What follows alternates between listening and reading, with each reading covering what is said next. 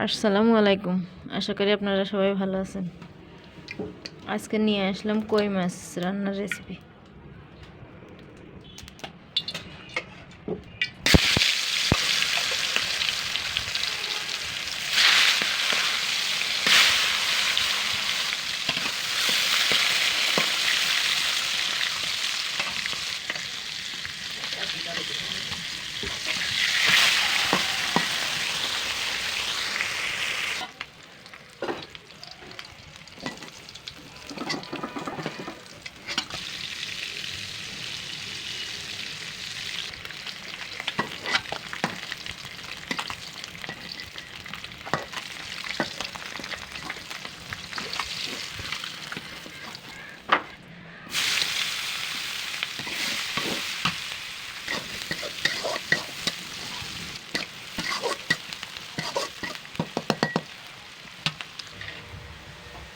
এবার বাটনাটা দিয়ে লবণ পরিমাণ মতো, হলুদ পরিমাণ মতো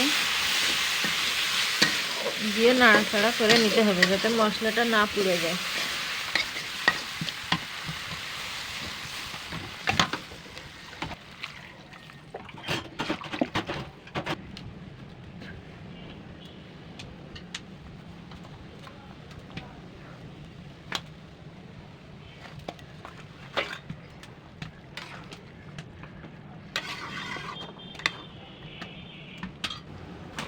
কিছুক্ষণ জাল হওয়ার পর কিছু টমেটো কুচি দিয়ে দেবেন, এতে করে মাছ ঝোলের স্বাদটা সুন্দর আসে।